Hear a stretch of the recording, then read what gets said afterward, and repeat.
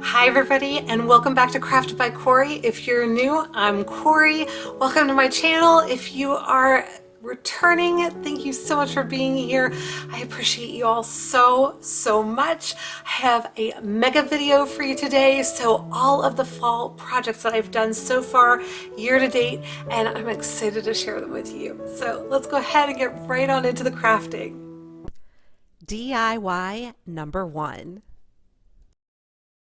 This is my inspiration photo. It's from Balsam Hill. I thought it was so pretty. So I am starting out with one of these Dollar Tree 3D wreath forms, and I had already put it together. I used it in another project a few videos ago that I decided I was going to take apart.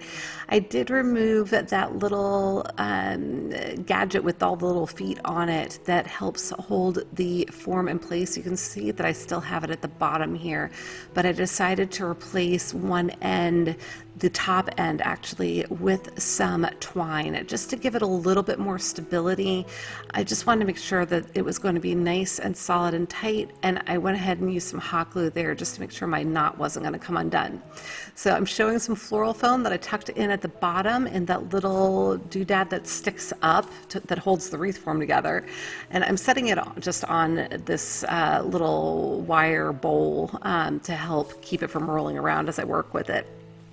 The greenery that I have here is from Walmart. I believe it was $2 a stem, so $1.99. And as you can see, true to form, I have cut it all apart so that I can use the individual little pieces. And I'm tucking it in and around the base there. Now, it occurred to me as I was doing this that I probably should have put the lights on first. So word to the wise, after you put in the floral foam, you might want to go ahead and add your lights in. That way you're not having to contend with all of the little greenery.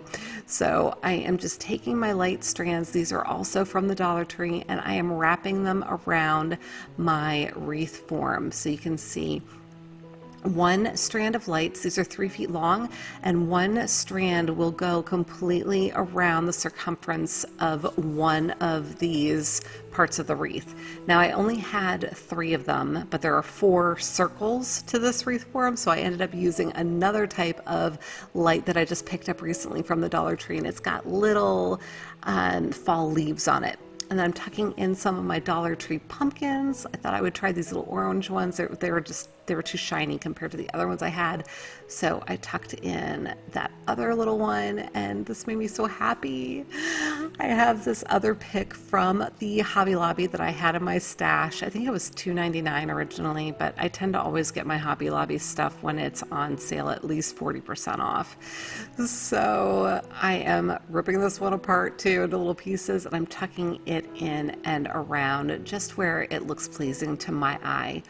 And you could use any types of greenery with this. You could use any types of pumpkins.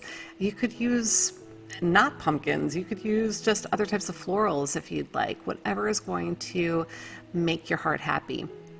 I started to use that chain that my sister had given to me from a chandelier she took down, and then decided I was going to use the Dollar Tree little hook thing. This is for a plant hanger, I believe. So one of those little plant hanging baskets. And I'm just hooking it right on to my 3D wreath, and it is good to go.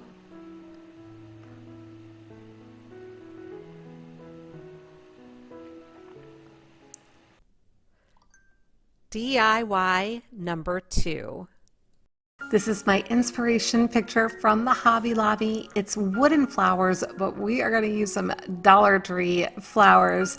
I also have a Dollar Tree carvable pumpkin and some wired jute twine. So I'm just going to take my little stem out of the pumpkin and set that aside for a second, and then I'm going to go ahead and take all of my little flowers and I'm going to pull the buds right off of all of my picks. And I didn't have enough of one size flower, so I have a few different ones in complementary colors here. So I started out with hot glue trying to arrange them, and I didn't like the way they were sitting, so I was like, you know what, let me take this skewer and see if I can kind of poke the little buds down into the pumpkin, and that actually worked like a charm. And the neat thing about that is if you start doing it and you don't really care for it, you can pull them out and you're not dealing with hot glue. Now, if I had had enough of those tiny flowers to go all over the pumpkin, I would have done that because I loved the way that that was looking.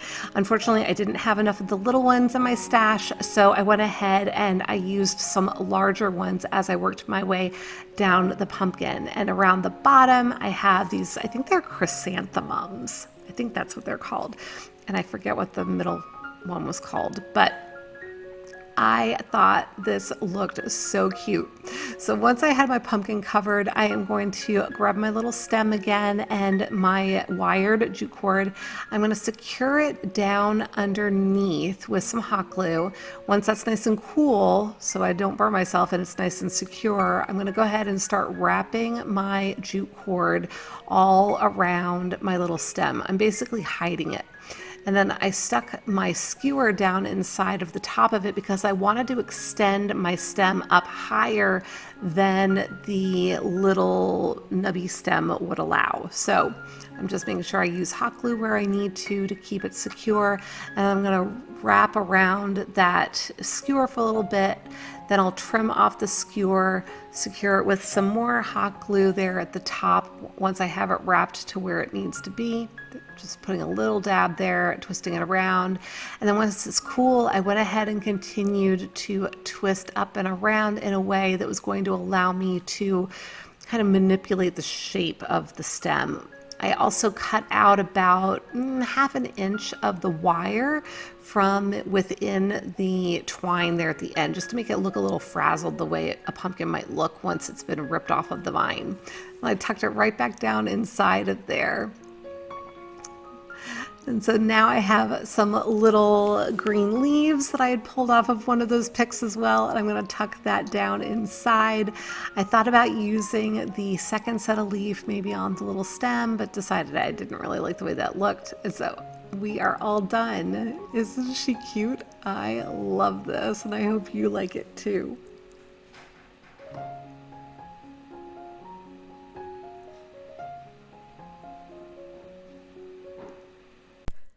DIY number 3. This DIY, I'm going to be using 5 of these glass tea light holders. They're in 3 different sizes. I've got 2 of the shortest, 2 of the medium, and 1 of those large. And I was showing you the black spray paint I used to spray them completely. I just went ahead and did that off camera. And now I've got a piece of pallet wood from a pallet that Rich and I had taken apart a while back, and it's just been in my stash in the garage. I sanded it down to get it cleaned up, as you saw, and now I am taking floral foam and getting it cut down to the size that I want to use on here. Essentially, I cut my blocks in half and then trimmed off one of the edges so that it would just fit nicely, and I had a little bit of that wood ledge all the way around. Just making sure I've got everything lined up, and then I'm going to use my hot glue and I'm going to secure all of my floral foam blocks to the wood.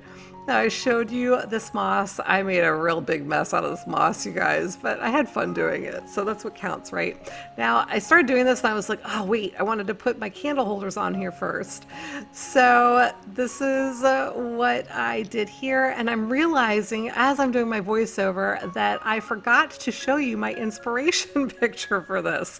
So I am gonna drop it right here for you to see. And this is something that I saw. Hopefully it shows you. I'm not sure if it was Kirkland's. It might have been. I completely have forgotten where I saw it, but hopefully you'll get the idea from the image that I dropped in. So I went ahead and covered everything up with the floral moss, excuse me, and then I've got a bunch of picks that I've had in my stash for quite some time. I'm talking probably 3 or 4 years. I've had them and I haven't used them.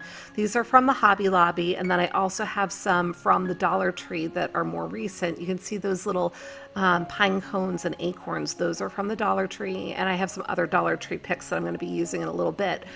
But I'm just going to cut down my picks. Y'all know how I like to cut all of my picks apart. And I'm going to tuck them into the floral foam. I'm kind of going in along the sides. And if you recall, I had a couple of gaps between some of the blocks of foam. And so I'm using those gaps to my advantage as well and tucking the little picks in between those blocks as well. This is another pick that I had from the Hobby Lobby.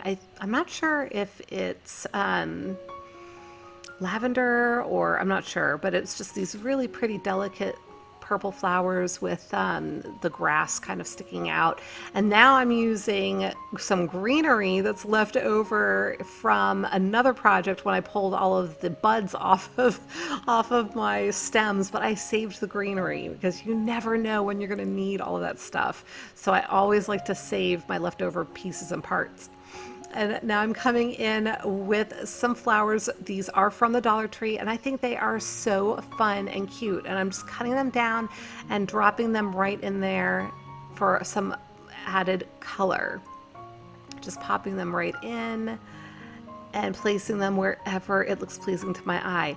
Now, you can use whatever color palette you want, you guys. The sky is the limit. These are also from the Dollar Tree. They are little mini carnation, no, not mini mums, not carnations, mini mums. But I love how this came out. You'll have to let me know what you think.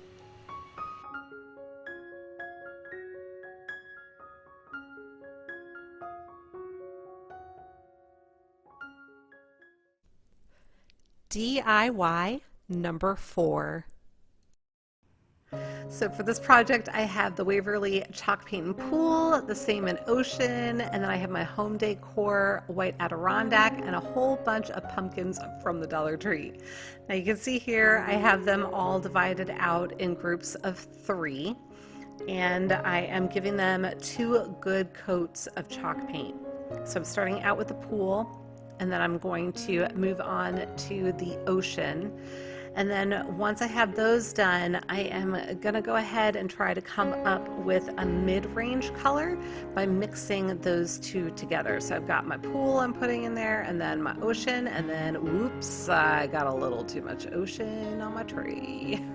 But I just went with it, and I blended in just part of that chalk paint. And I ended up using the other for my second coat on the dark blue. So it all worked out. But once I had that all done, I went ahead and did the same thing with the pool and the white to try to lighten that up a little bit, so that I would have a lighter shade of that, because I'm kind of trying to go with an ombre sort of effect, if you will, with my pumpkins that will be displayed together. And then I just came in with my brushed metal. This is by Folk Art, and I painted up all these little stems. So cute.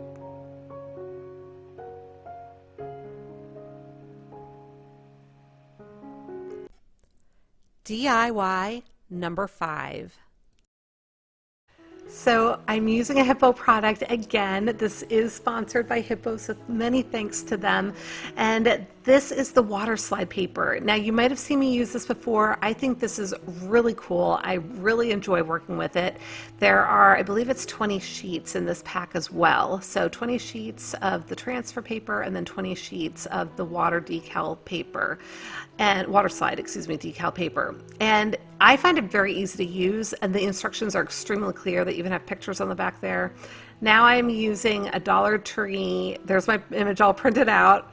This is actually A4 size paper, just to be aware. But I'm using my Dollar Tree heat burner covers, and I thought about using the bigger one. And if I had to do it again, I probably would create my image on 2 sheets and make it larger and put it on the bigger one. But I'm going to use a smaller one because of the size that I made this. And as I showed you my Adirondack white chalk paint, I'm going to give that, I think I ended up giving it 3 coats. And then while it was drying, I went ahead and cut this out. Now I completely skipped a crucial step. I left this in to show you why it's so crucial, and then I'll show you how I fixed it. So I went ahead and put it in the water. and I had not sealed my image. It's really important, and it says it right there in the instructions, and I've done this before, so I knew I was supposed to do it, and I completely forgot, but I put it in the water without sealing it, and it immediately started to bleed. I don't know if you can see there how fuzzy my image is, but yeah, so I printed it out again. You can see all the paint coming off of it there. You can see it now. You can see what a mess I made. You got to make sure you seal it. So I'm using this matte finish polyurethane spray by Aleene's. I went ahead and sprayed my cover also just to seal in that chalk paint. I figured couldn't hurt because we're going to be using water on top of it, and I didn't want the paint to be compromised. So you spray it 3 separate times, waiting at least a half hour between sprays, and then once it's completely dry again, you can go ahead and put it in your water, and you can see this time my image is holding, no issues, no muss. You can see I'm sticking my fingers all over it and it's completely fine, no bleeding at all. So you want it to soak for 30 to 60 seconds. I did time lapse this. And once it's ready, you go ahead and place the whole thing on your surface with a little bit of water underneath your surface, and you hold onto the top of the decal with your fingers lightly, and you slide that paper out from underneath, and voila, so cool. And then you just wipe out the water. I'm going to slow this down for you so you can see how I actually am being gentle. It looked like I was being really rough with it because I had it sped up like 3 times, but this is actual speed now. So you can see I'm actually being very delicate with my paper towel, just kind of helping the water to squeegee out from under the decal, for lack of a better term. Now, once it was all dry, I came in with my black chalk paint, and I am just bumping it a little bit with my paper towel, the same paper towel I used before. I'm just giving it that enamel look. So it's like it's just gotten kind of dinged up over time, giving it a little bit of a distress here. And I think this turned out super cute, but you'll have to leave me a comment and let me know what you think.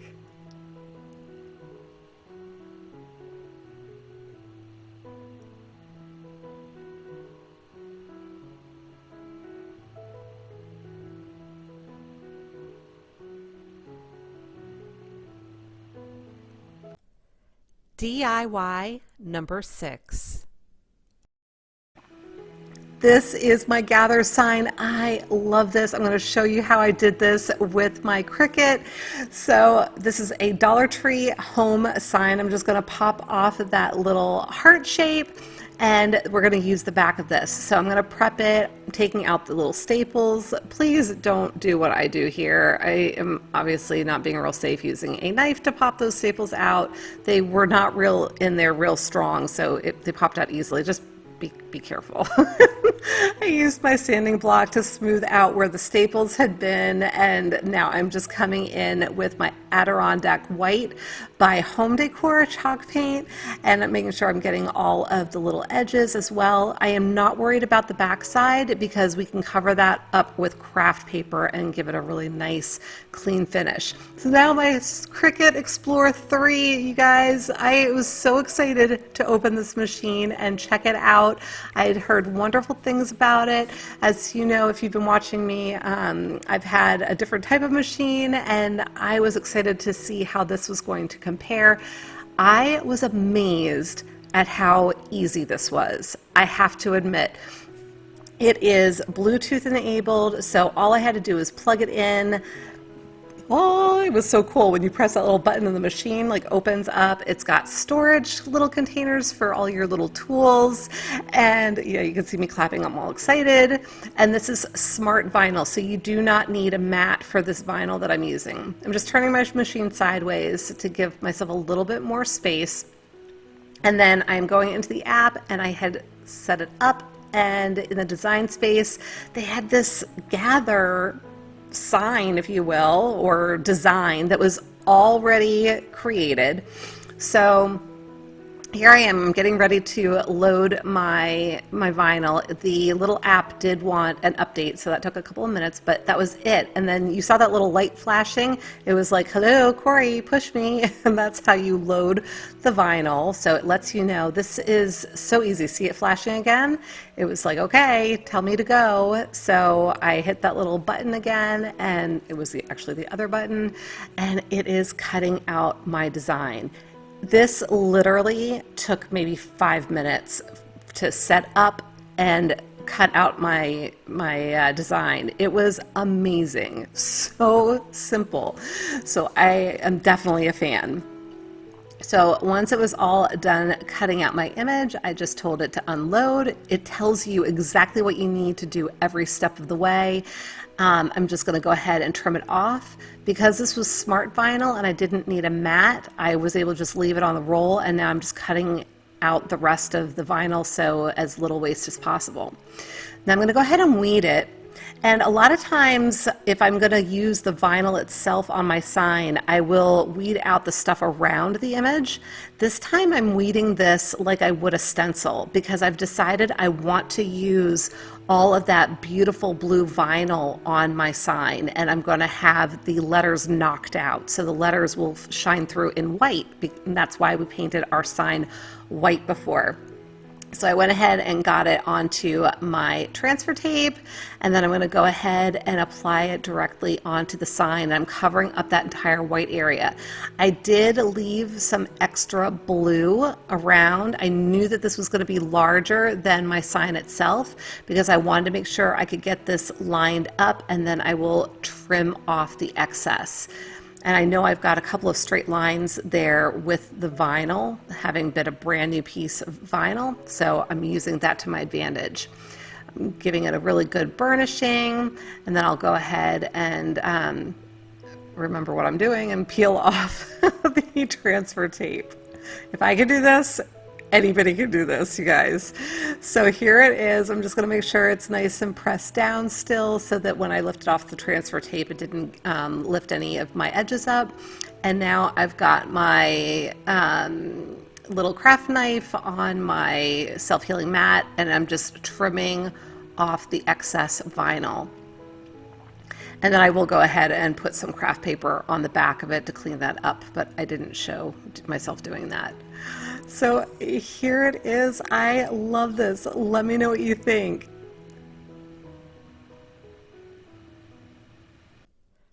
DIY number 7. The Dollar Tree calendars are in, you guys. They have a whole new set of calendars, and I am going to be using the Thankful sheet out of here. You can see they've got a ton of cute little images, and then I'm also using one of these wood rounds. This is from a pack of 3 from the Hobby Lobby. I want to say it was $4.99. I think that's what it was, but I thought it was a really great deal. So I am using my wood glue. I'm just going to squeeze a whole bunch of it out, and then I'm going to use a paintbrush and just spread that out completely evenly all over my wood. You probably could use Mod Podge for this because it was wood, and I figure paper is made from wood. I figured I would use my wood glue, and it worked out really quite well. So I'm using my little squeegee from my friends at Plaid. They sent that to me, as well as my little roller thing that they sent to me to use with my Mod Podge. This is the first time I got to use it. I thought it was really great. And so now I am just coming in with my Dollar Tree sanding block and sanding off the edges to get any excess off of there. I have my Kirkland ribbon from last year that I've pulled out. I love this. I think it's so pretty. Check out your wholesale club for ribbon as we start getting into fall, you guys, because they have the best prices on ribbon, in my opinion. And now I've also dug into my Dollar Tree ribbon stash, and I've picked out a gold ribbon that I am hoping to just pull tight along the edge, which is going to allow it to lay nice and flat along our piece here. So I'm adding glue to the edge of the wood round, and then I'm just going to pull that really tight as I can, and so it stretches the middle and allows the edges of the ribbon to lay flat. so that I'm going to go ahead and trim it off, tuck it under, and glue that down. So now I am just adding some of these cute little flowers. These are also from the Dollar Tree. As per usual, I have cut them apart again. So I'm just trying to line them up in a way that is pleasing to me. And I'm going to come back in and secure them all with hot glue around the top of our little picture, if you will. So gluing those all down. And once I have those all in place, I am grabbing my gold ribbon again that I used to edge our wood round, and I am making a large floppy bow. And I think I had 3 or 4 loops on each side. I'm trying to remember. I think it was 4. So I'm tying it off in the middle, and once I had that all done, I'm going to just make sure it's pulled apart the way I need it. And I'm going to secure it with some hot glue. And actually it looks like I had 3 loops on either side. Just 3. Yep. And now I'm coming back in with my Kirkland ribbon with all those pretty leaves. And I am just doing a regular loop bow. So it's just a loop that I'm securing in the middle with some hot glue with another little piece of the ribbon. And then I'm going to secure that right on top of that big floppy bow that I had created. I set it down while I still had some hot glue on it, and then just added a little bit more hot glue to make sure that it was nice and secure. I love this. I think it's so cute. So now I'm taking one more little piece of my gold ribbon. I'm going to use it to create a hanger. I just kind of folded it in half and laid the edges flat. And I've got one more little piece that I'm going to help use to secure it, but also to hide those edges. Just kind of creating a loop with it and making sure that it goes laying down flat. And I'll add in a little bit more hot glue in there just to make sure that everything is nice and secure. And that's it, you guys. Let me know what you think.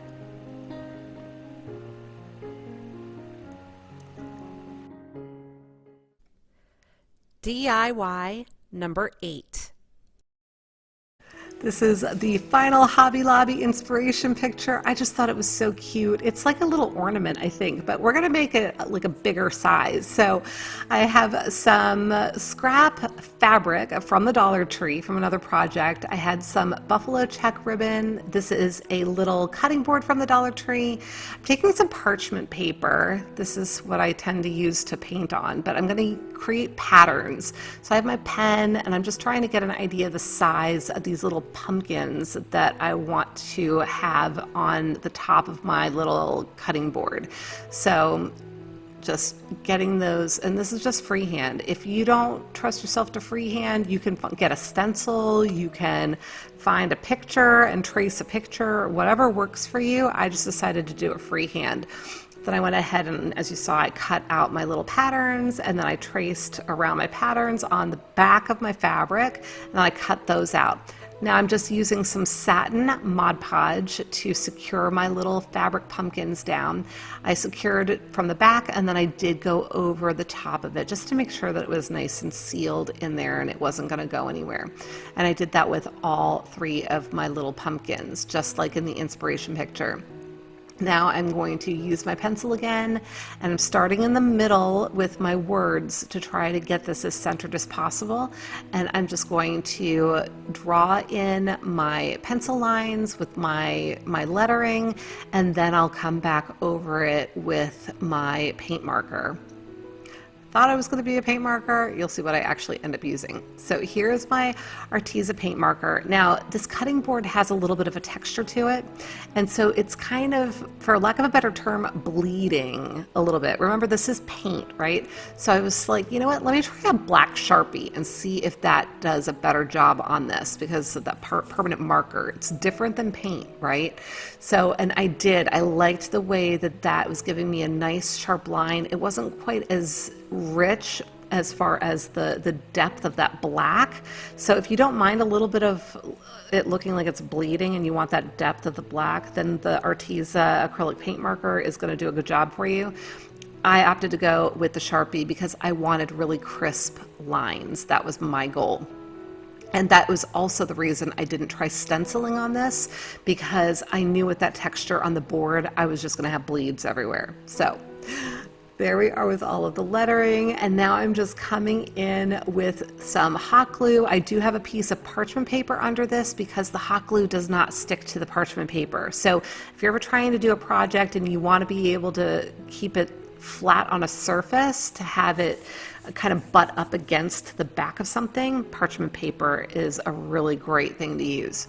So just used my hot glue all the way around to attach my jute twine, and then I'm going to make my cute little bow with my buffalo check ribbon around the top there, and just going to make sure that I've got that bow all nice and lined up, tighten that up, and then I will trim off the ends at an angle, make them real cute. Trimmed off that one a little bit more, and now I'm going to make a hanger for it. So just going to cut, that was probably a 16-inch length that I doubled over and knotted. I'm going to flip it through and then flip it through itself. And got it.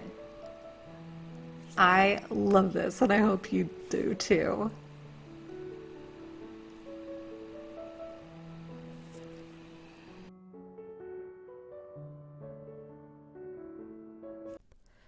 DIY number 9. So I have a couple of these cute little boxes with owls carved into them, burned into them. I'm not sure. There are some cutouts here also, but I thought they were super sweet, and we are going to customize them today. I am just using my Arteza paint markers. These are chalk paint markers, and I am just going to do what makes my heart happy, right? So as I always say, do what makes you happy. So you can customize these however you wish. And I am just using my Arteza paint markers because I love how you can flip out the tips on these, right? So they have reversible tips. They have just that blunt tip and then a fine tip that is allowing me to get into all those little nooks and crannies, if you will. And then they also send you a different kind of tip along with it. I don't know why I can't think of the name. It's like a slanted tip. Beveled? No. I think you probably know what I'm saying or trying to say. But it's like, my words are escaping me tonight, you guys, as I'm doing this voiceover. But at any rate, they have fantastic tips that are interchangeable on the paint markers, which make them really easy to work with. So once I had all of that done and dry, I have this yellow fabric from my stash that my mom had given me a while back, and I am cutting out some squares that will fit inside the lid of my box. So as I mentioned before, there are some cutouts, so you can see the little holes there, and I'm just going to cover it with this little yellow fabric piece that I'm using as a liner. I'm not too concerned about the edges on this one because I'm actually going to come back in a second. You can see I just used hot glue around all those edges. Just checking to make sure it's looking good on the box. But I'm going to come back in a second with another piece of fabric. So I'm going to cut this one a little bit larger than the inside of the lid because I want to kind of create a seam where I can fold all of these edges under so you don't see any of the raw edges. Now, if you have batting, like a thin piece of batting, that would work so much better than what I'm trying to do, or like a squishy foam something that you can wrap. First of all, you'd want to cut that down to size of the inside of your box and then wrap the fabric around it and then tuck it down in. See here, I am just using a little bit of polyfill because I did not have batting and I just wanted a little soft inside of my lid. I don't know if you've seen these, but I had a little jewelry box growing up and it had this nice little puffy lid on the inside of it. And I don't know. I thought I would recreate that. So that's what I'm going for here, you guys. But you certainly can skip this step. You certainly can just make nice edges and line the inside of your box, or you could leave it. You don't have to line the box, but I just thought it would be a nice little touch. And then I would have that yellow shining through for the eyes and the little feathers, and yeah, so that's what I decided to do. So there it is, and when I set it down, I noticed that this particular box lid was popping off a little bit. It wasn't as snug as the other one, so I decided to use some of this, I'm going to call it raffia. It is from a Dollar Tree hula skirt, one of those grass skirts, and I took a couple of strands and I am just tying it up a little bit like a gift. But instead of the large side of the box, I'm going to tie my little bow on the top of it so that it's got like a fun little thing going on the top. So I just tied a regular knot. I'm going to trim that off, and then I came back in with some extra strands of raffia and tied that on there too. I just decided I wanted to be a little bit more full than what I had with just those two original strands. So again, you do what makes you smile, right? So now I'm going to take all of that and I'm going to trim it off at the top so that it's all a little bit even, and we are good to go. I think this is so sweet. So I did the same thing with the lid of the other box, but on this one I'm going to wrap it with some of my orange buffalo check ribbon, and I'm just going to tuck in that end and glue it down onto my little box. And then I'm going to make just a little loop bow to set on the top of it.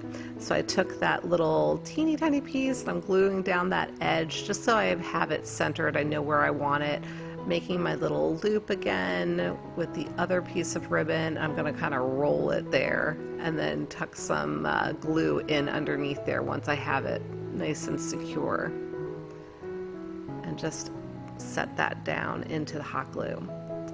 So there we have it. I love these little boxes. I think they are so cute. Please give me a thumbs up if you like them too. DIY number 10. So I am going to be using this heat transfer paper from Hiipoo. It is for dark fabric, and I have all of the instructions here on the back. I did notice though it says to print on the shiny side, but the shiny side actually has that blue grid on it, so you want to make sure that you are printing on the white side. Took me a little bit to figure it out. I guess I am just a little slower, at least I was that night, but I'm going to be using that as well as this fabric I've had in my stash. My mom had given this to me a while back.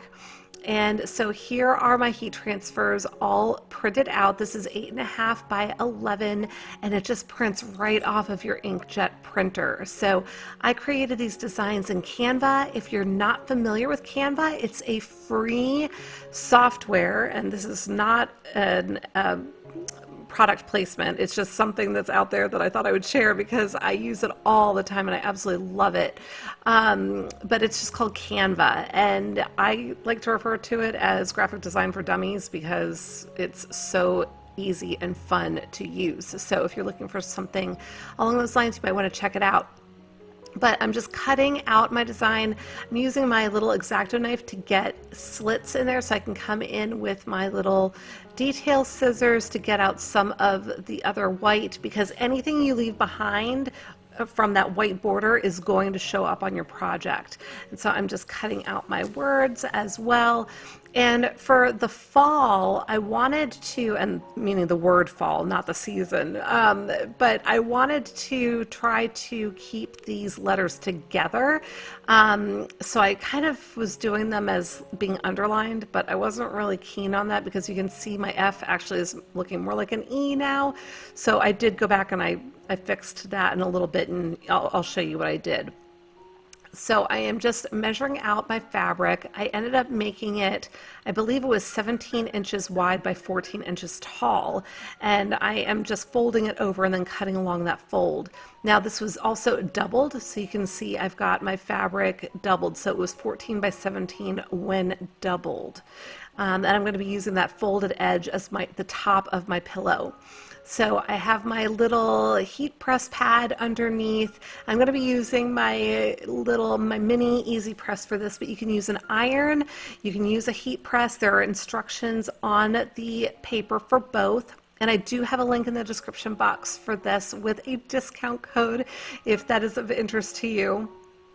But I am now arranging everything here on my fabric, and then I'm going to go ahead and peel the backing up off of the backing paper. So it's kind of like a thin vinyl, so you just want to be careful with it. It looks like I'm being much more rough with it than I am because this is sped up by about 3 times. So just take your time and be gentle with it. I decided I was going to do the pumpkin first, and I am just placing, I believe they called it grease-free paper.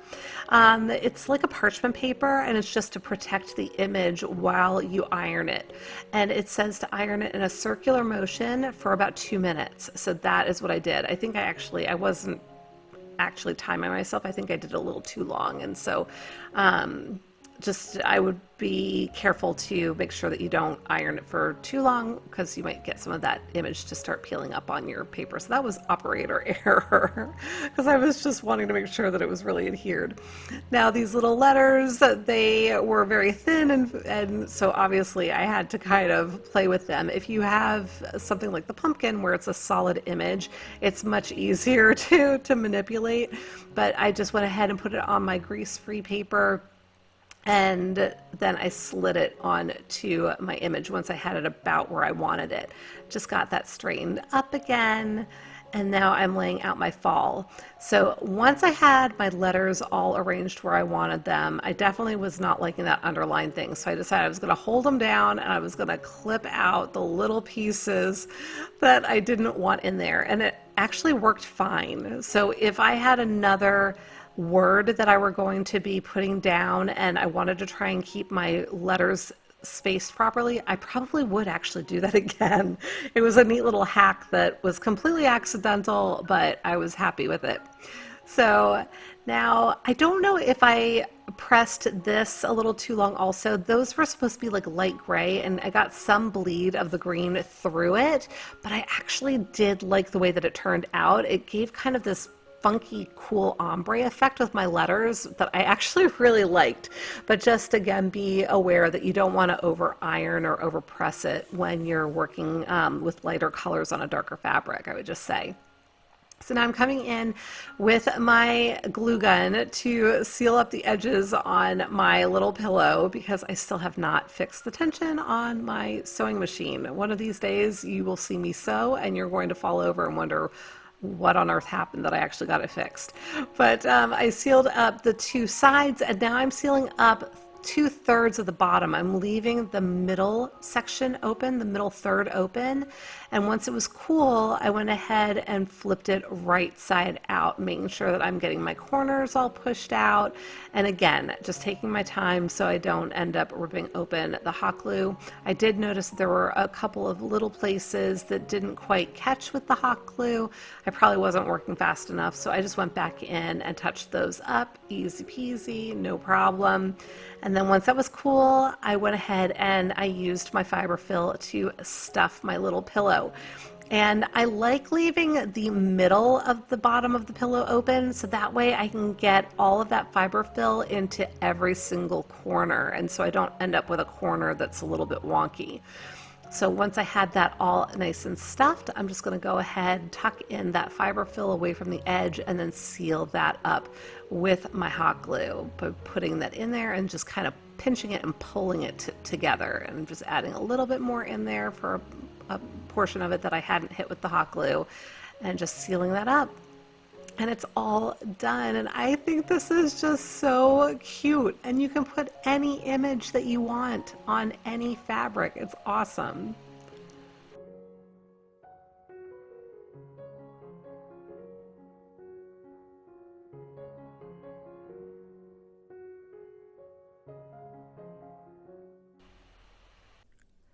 DIY number 11.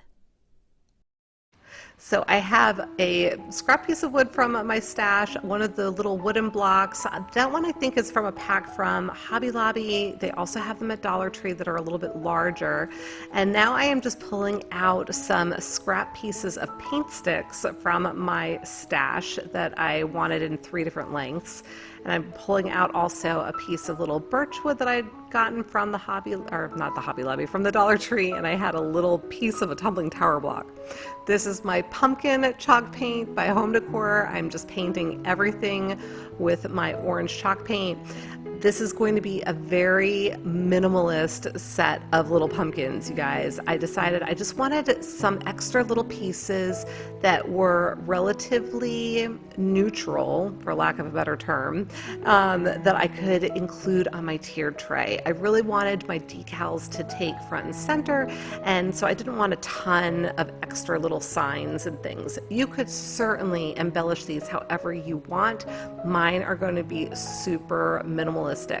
So my little paint sticks I am doing in a stacked manner. You saw me kind of offsetting them because I want these to be able to stand up on their own. So I figured if I did all three kind of offset with each other, they would have a better chance of being able to do that. So I just used my hot glue there, and now I have this twig that I had left over from a twig broom that I had pulled apart last year, and I am just creating some extra little stems for these tall skinny pumpkins. I had cut off a nice clean edge for the edge I was going to glue down, and then I broke off the stem for the part that's going to look like it was picked out of the garden, and I did the same thing for all three of those little pumpkins, and then I just glued them down with my hot glue. And so once I had that all set, I went back to my little grass skirt and I grabbed some more of what I'm going to call raffia. I don't know, is that really raffia? I don't know. Leave me a comment and let me know if that actually is what raffia is or if it's something completely different. I'm calling it raffia, but I went ahead and just tied a sweet little bow, and I'm gonna clip off my ends, and that's it for those little guys. I did decide to come back in on my two original block pumpkins, and I'm gonna give it some greenery. So I'm just cutting down some little leaves that I had, and I'm gonna attach those there. Now, I decided that they really weren't the right shape, and I wanted to make them look a little bit more like they belonged on a pumpkin. So I went ahead and cut them the way that I wanted them. Would be much easier to do this before you glue them on, just saying, and live and learn. That's what I did for the next little pumpkin. So I cut it into the shape that I wanted, and then I went ahead and glued it down. So this is some wired twine from the Dollar Tree that I had left over in my stash. I'm just gluing with a teeny little bit of hot glue to each of the ends so that it doesn't unravel.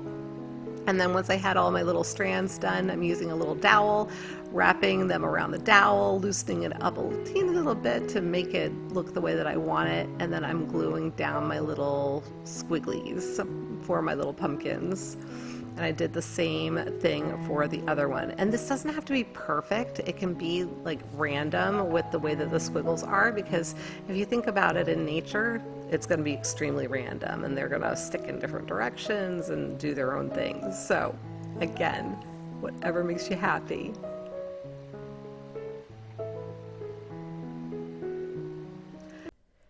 DIY number 12. So I have this sweater that I absolutely love, but I managed to get stains on the elbows. Goodness only knows what I leaned into, but it was on both elbows and I could not get it out. So we're gonna DIY with it. I am just cutting the sweater along the seams because I wanted to have a nice flat area that I could work with. So I'm gonna tuck those other little pieces away for future DIYs. But now I am taking the piece that I cut out and I am folding it up. Folded it in quarters, just trying to get it all nice and flat. I am keeping the shorter edges on the outside so that I can see where they are, so that when I cut this in a second, I won't end up, having a really weird shape. So I'm cutting it kind of at a little bit of a curve to attempt a circle. It does not need to be perfect. It is not perfect, and that's okay, but we've got a general round shape here. So I have these needles that I picked up at Joann's a while back. They were called doll needles, so it's got a nice large eye for the needle, and then the needle itself is about 4 inches long. So That was going to work out really well for what I'm trying to do here. I am using some of this twine that I had picked up at Habitat for Humanity. It's a little thicker than what I need, so I'm just pulling it apart. I wanted something that was going to be nice and strong, because in the past when I have worked on projects like this, my thread has not been strong enough and it ended up snapping on me. So I am trying to save myself the pain and trying to decide if I'm coming in from the inside or the outside. I ultimately decided on coming in from the inside, because that's where ultimately I want my knot to be, so that I can tuck my ends in and hide them. This is super easy, even if you are not a sewer. It's just a simple in and out and in and out. I've got this sped up about 3 times, you guys, so do not let it intimidate you if you are not a sewer. This is something anybody can do. So I'm just kind of gathering it up on my needle. You don't have to do that. I just had the length of the needle and I figured it would be faster to do it this way. So once my needle was all full, then I would just pull off the knitting or the fabric, whatever you want to call this, and slide my twine through so you can see the stitch work that's happening there. And that will not show later, that will be completely hidden.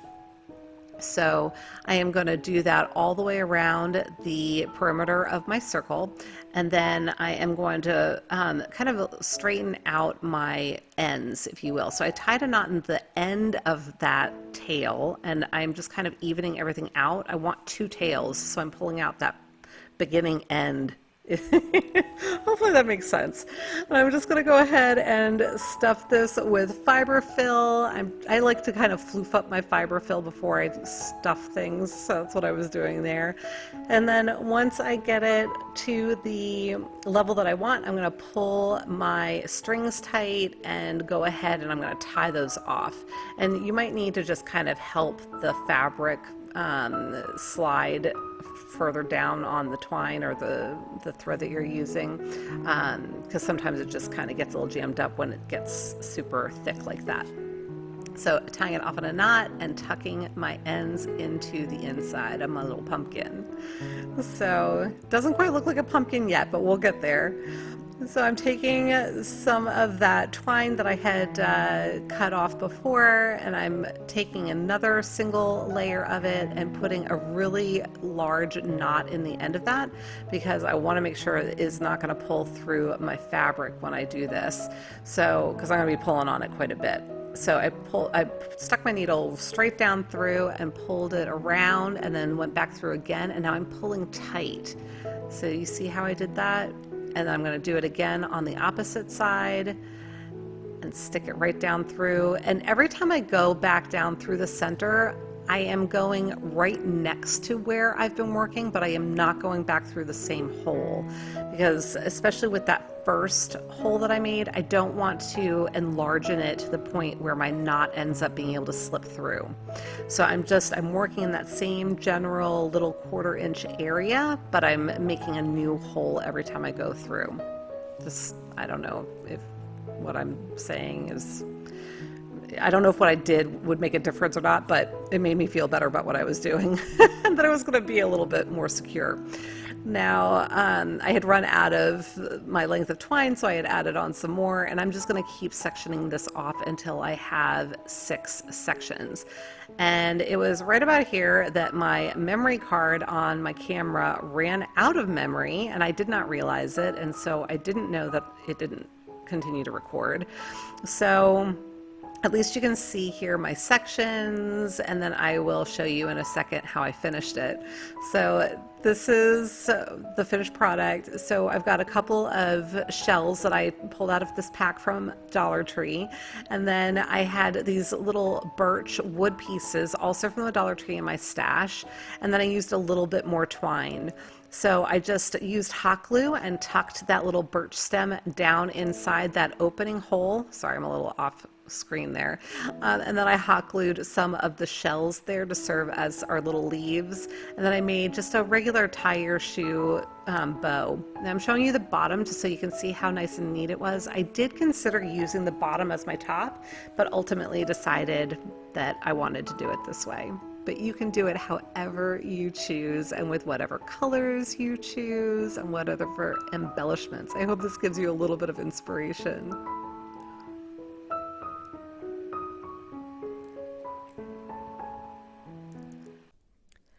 DIY number 13.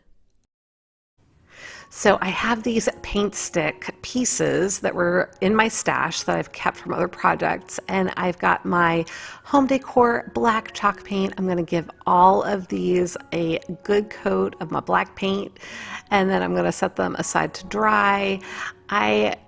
Once they were dry, I decided I was going to try to use my Arteza paint marker to draw on these little eyes, and I wasn't quite getting the shape that I wanted by doing it by hand, and it wasn't as solid a white as I had hoped. And it's because I'm trying to put it on top of the black. So I came in with my home decor chalk paint in white Adirondack or Adirondack white, and was trying to go over it, and I just wasn't happy with the way that I was doing it. So I came in with a baby wipe and just wiped it all off and cleaned it up and touched up my black paint where I needed to. So now I have white vinyl, and these are leftover pieces of vinyl from my vinyl cutter and other projects I've done, and I'm just hand cutting some little eyes in the shape that I want for my little kitty cats here. So once I had the shape that I wanted, I went ahead and used that as a pattern and cut out the rest of them. And now I'm coming in with my Arteza marker. This is an acrylic paint marker in fluorescent green, and I am just creating the little green eyes. And once those were all dry, I peeled away the backing on my vinyl, and I placed down all of my little vinyl stickers essentially. And now I'm just coming in with a regular black Sharpie, and I am doing the little slitted pupils for my kitty cats. So then I pulled out a piece of adhesive felt. Yes, that's what that is. And I'm drawing on the back of it the shape of the ears that I want to create. And I'm going to create a front and a back for each ear because this is adhesive. So I'm going to stick the two sides together basically. And so you can see here I'm lining them up and making sure that they're all the same shape and same size. I did use some of these as a pattern again once I had them cut out the way that I wanted, and I just created multiples that way. So went ahead and started peeling the backs off and sticking them together, and once I had those all done, I went ahead and I attached them to my kitty cat's ears. But right now I'm just checking to see how I want them to look and making sure that everything is going to work the way I want it to. So I've got all their ears set, just cleaning up my station a little bit here. And then I'm going to come in with some hot glue to apply the ears. So just a little dab of hot glue across the base of the ear and sticking it right on top on the glue stick. And I think I'm going to show you here in a second how I did that a little bit better. And I'm sorry if you can hear Sammy rattling around in the back. He's hanging out with me as usual. But just going ahead and applying those ears on just to the top of the paint stick. So now I have my hula skirt or my little grass skirt from the Dollar Tree. I've been using this for a whole bunch of projects, but pulling off a piece of what I refer to as the raffia, and I'm going to tie it around my kitty cat's neck. Now I saw a larger version of these, I think it was on Etsy, and I want to do the full size of them. That's where I got the inspiration from. So when I do the full size, I will show you that inspiration picture, and because these are a little bit different than those, but I'm excited to do that full size set of kitty cats in a future video. So once I had my little knots tied with my raffia, I had gone ahead and trimmed it off. You probably saw that. Now I'm using some chenille stems or pipe cleaners, whatever you want to call them, and I'm curling up the bottom of the one end just to give it, some area for adhesion. You saw that I dropped some hot glue on there, and I'm just attaching their little tails this way.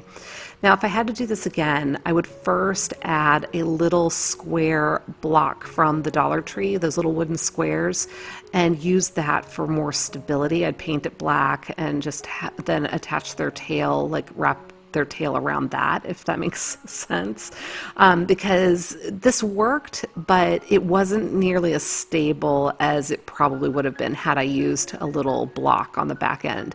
So keep that in mind if you decide that you want to make these, and you might be well served by just having a little block or something to help them stand up a little bit more stably. And you'll see in a second how I did that and how they were a little bit wobbly. We made it work though.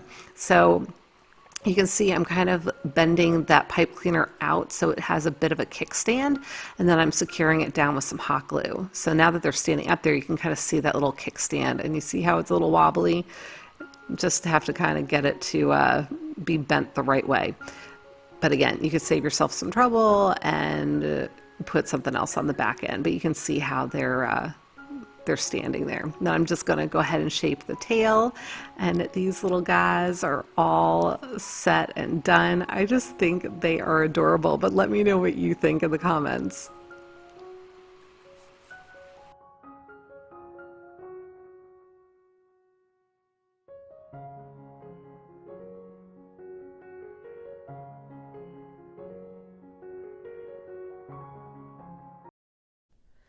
DIY number 14.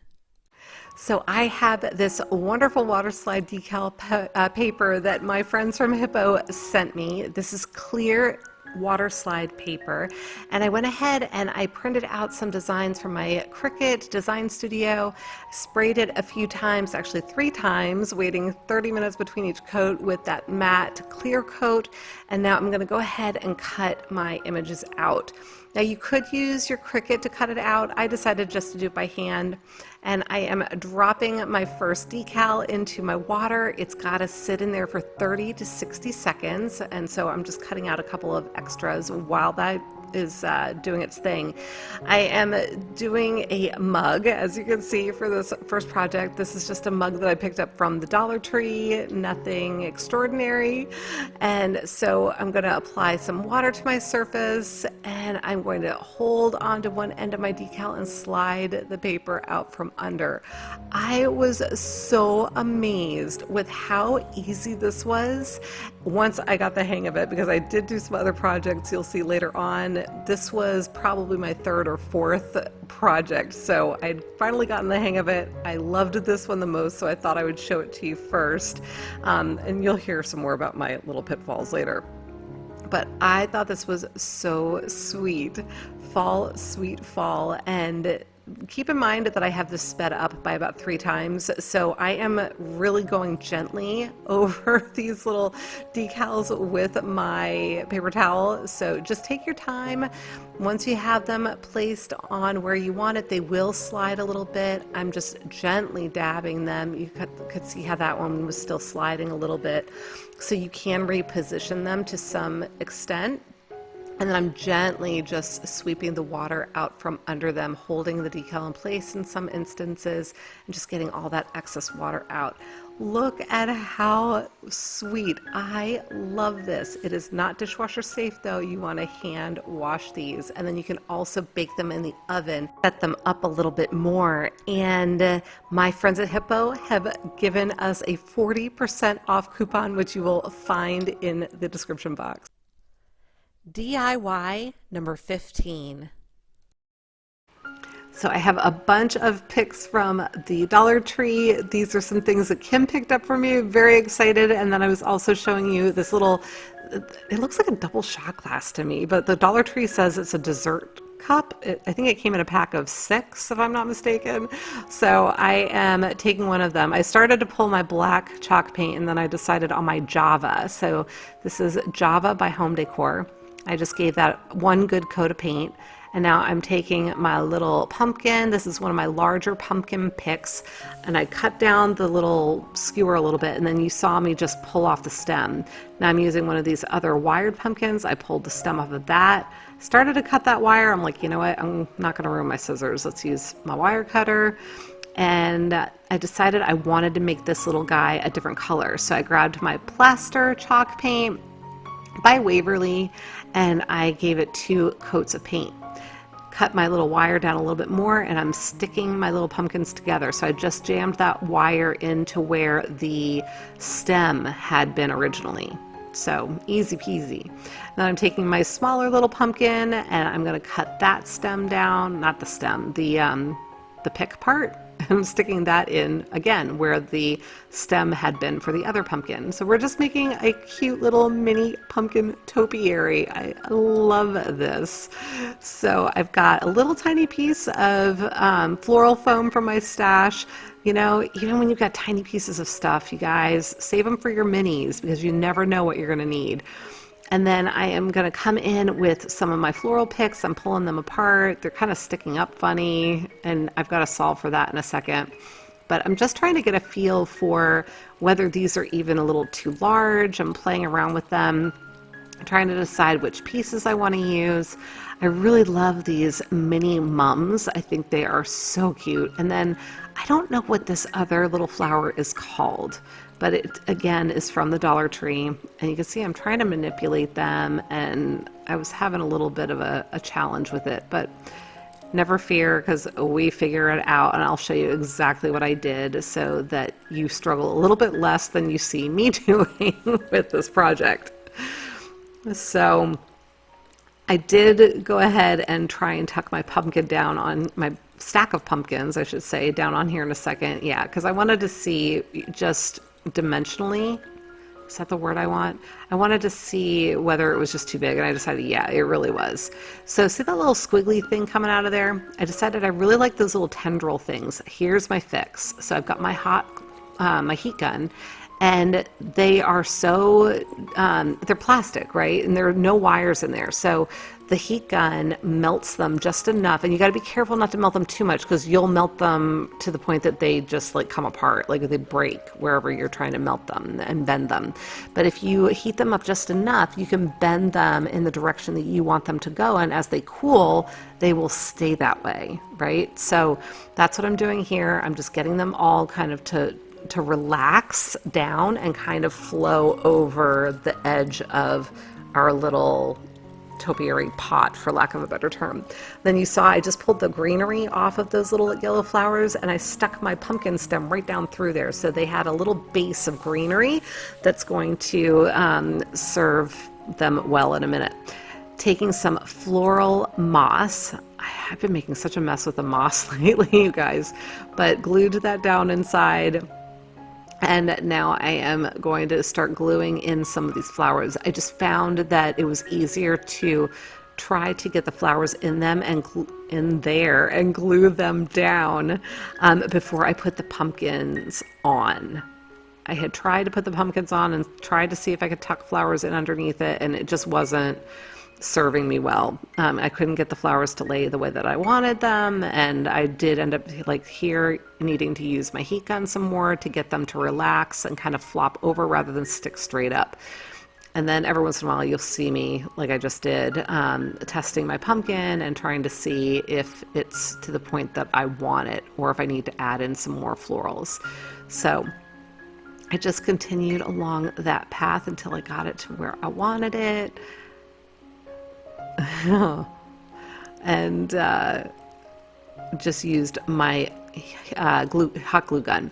Now the hot glue, you do need to be careful with that also, especially on some of these that have more delicate stems, because it will also melt those little stems. So just be aware of that.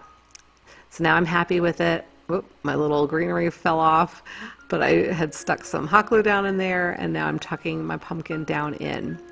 So now it's where I want it pretty much. It did actually go in and put in one more flower. Used my little hot glue to assist me in getting it to where oh, nope, heat gun. I was wrong. I thought I went in with my my hot glue, but I used the heat gun again. So now I am using my gold marker from the Dollar Tree. If I had it to do again, I would have done this first. I don't know why I didn't do it first, because I did have every intention of doing this all along. So just make things easier for yourself and do your design before you put your florals and your pumpkin in. Obviously I have these in nice and secure, you can see, because I'm turning it sideways and it's not falling off. But I essentially, and I know it's hard to see right now, but I essentially did a squiggly line around the middle. You can see it a little bit better there. And then I put little leaves all along it. And now at the bottom, I'm just doing just a little stripe along the very bottom edge to give it a little bit more, I don't know, interest. And then I did go back and I gave my little vine with leaves another coat just to make it a little bit more visible. So you can see me doing that now. But you can put whatever design on here you want, and you can use whatever colors you want. Use your imagination and make it your own, and I would love to see what you make. So here it is, super cute. Let me know what you think.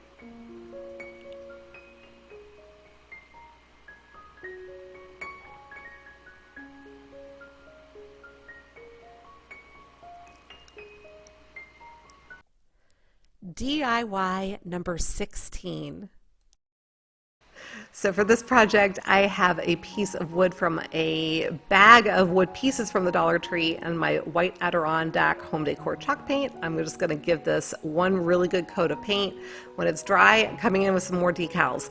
Now, the reason I keep showing you all of these different decal projects, I wanted to try these out on various types of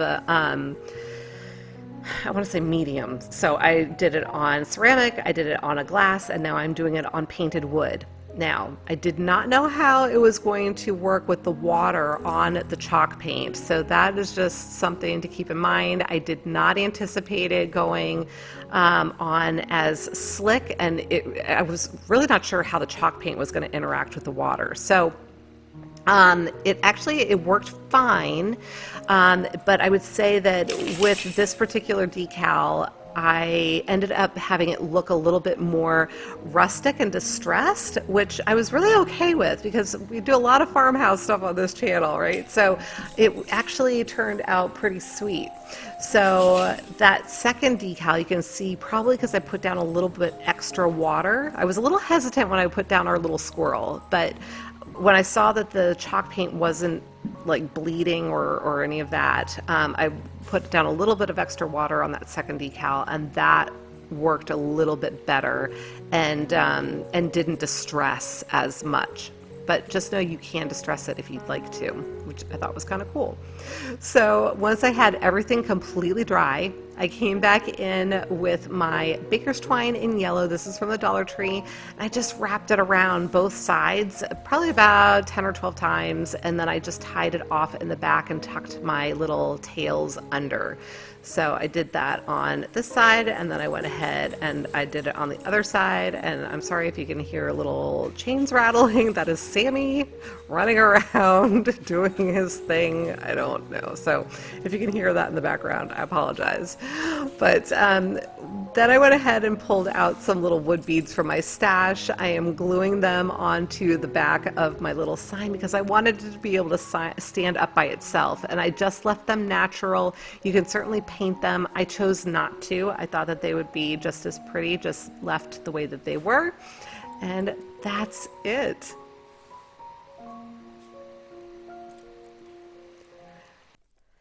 DIY number 17. So this is the piece I'm starting with. My sister had picked this up for me in a recent Dollar Tree haul. I was so excited. If you didn't get a chance to see that and you'd like to, I'll leave a link for it here so you can just click on that little link that popped up and it'll take you to the haul video. But I am cleaning up this little panda bear watermelon thing, and I ripped off all of the front of it. Now, if this weren't a tiered tray, I might just cover it up with something. I want this to be a double-sided sign, essentially. So I am removing all of that paper off of there. I basically just wet it. You saw me literally dump water on it, and I'm using a baby wipe to scrub it. And you can see the adhesive actually appears to be water soluble. It kind of melted away with the water, and I was able to clean it all off. So then I just used my heat gun to dry it up. Worked like a charm. You can see how it's drying it real nice. And then I'm going to come in with my pumpkin chalk paint. And I am going to kind of give it a little bit of a shape here. So as I mentioned, I do want this to be a double-sided sign. So everything that I do on the front side, I am going to mirror on the back side. And when I say mirror, it's actually going to be the opposite from the front, because it's going to be like you turned it over and you're looking at the back of the thing, right? So it won't be going in the same direction, it would be going opposite direction. And yeah, so hopefully I'm explaining that well. So I did give it a second coat of paint, and I'm just thinking about how I want to execute on the rest of this, because I know exactly what I want to do, but just trying to think it through as I go here. So I'm using the shape of this cutout wood to my benefit as best as I can, to the best of my ability. I'm just drawing the little stem right now, coming up over the top of it, because again, I want this to be like a three-dimensional pumpkin is essentially what we're creating. So you can see here I'm doing the same thing on the opposite side, but it's mirrored, right? So you can see it's going the opposite direction because it's the back of the piece, right? So if you think about the letter L, if you've got the L, you look at the front side of it, you flip it over, it's backwards, right? So you're looking at the back side of it. That's the best way I can explain. So then I wanted to come in with some of my fern chalk paint, and this, you can't really see it too well here perhaps, but there is a little bit, and here you're going to see it better, the way that it's cut out, it's almost like the perfect area for a leaf. If you look at that bottom area, you can see it a little bit better. Like, hopefully I'm explaining this properly. It's been a long day, you guys, when I'm doing this voiceover.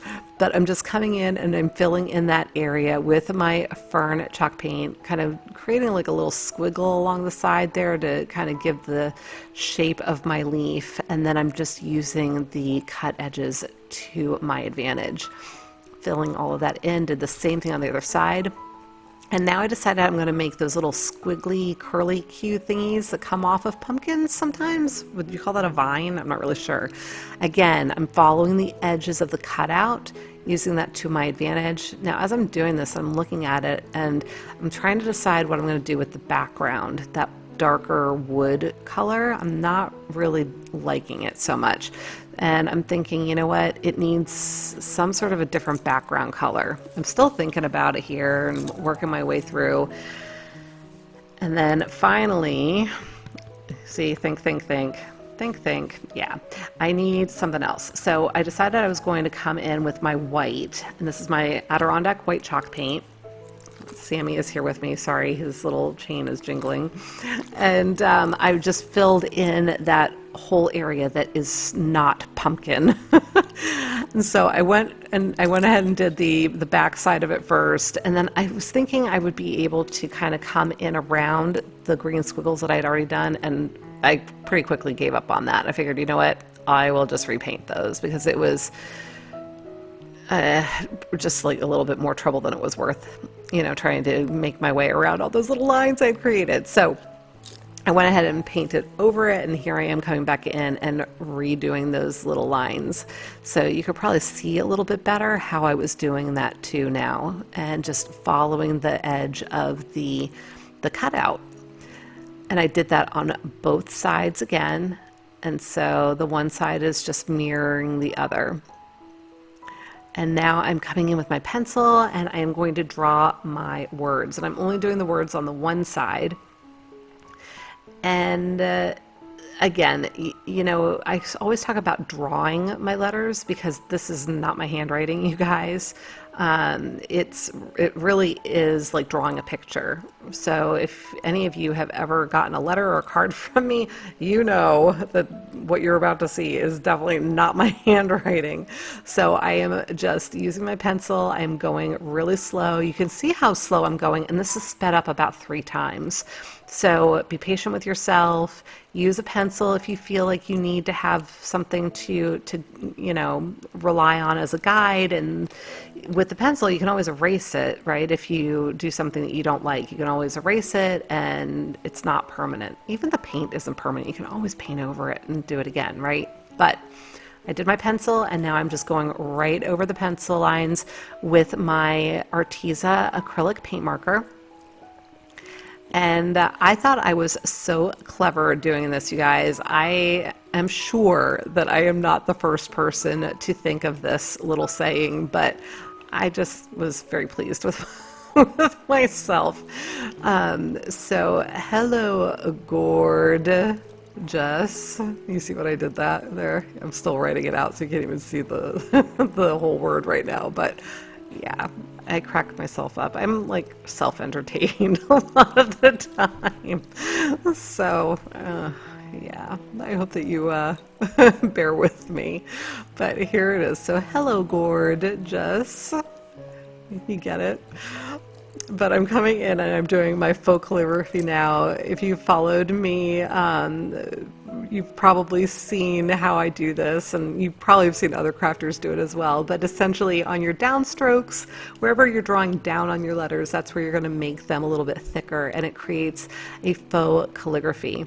And this is really something you can practice, you know, if you've not done it before and you're intimidated by it, I really encourage you to give it a shot, even just with a ballpoint pen on a piece of paper.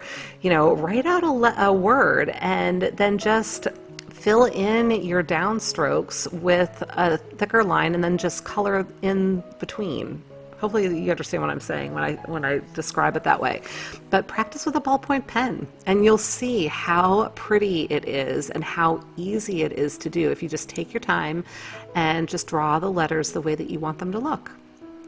But I think this is super cute. Let me know what you think.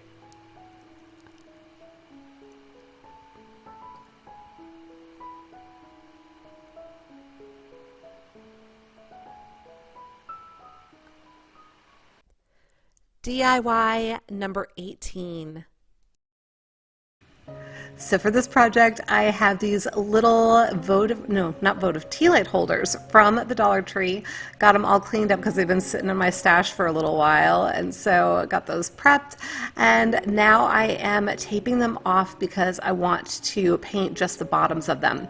Now I was struggling with trying to figure out how to tape these off properly because they are tapered. They are not straight up and down at the top there, and so the tape doesn't go on smoothly. I finally realized if I focused on the bottom area, I could then just trim off the excess overhang.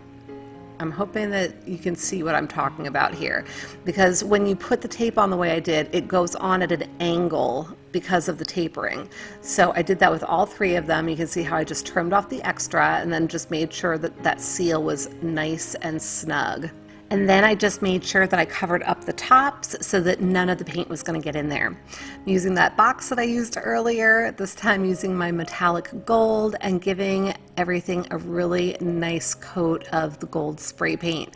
Once I had the bottoms covered, I went ahead and I flipped them over and I got the other side as well. Now you want to do this in a ventilated area.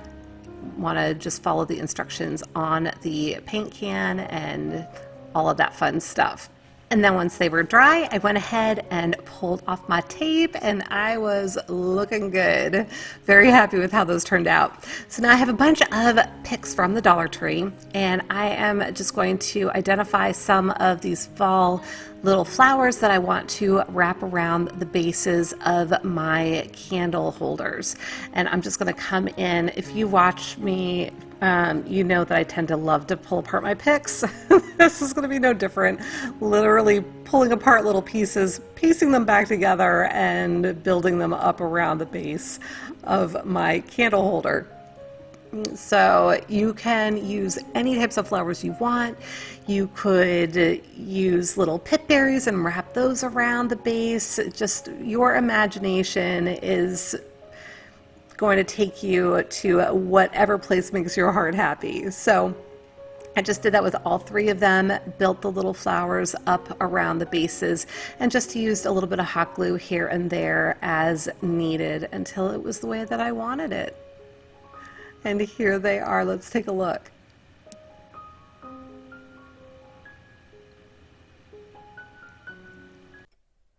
DIY number 19. Okay, so I have another set of decals. I did cut these all down in different pieces because I'm going to be putting them on a stemless glass, wine glass, and I thought they would probably adhere better without wrinkling because of the way that the glass is shaped.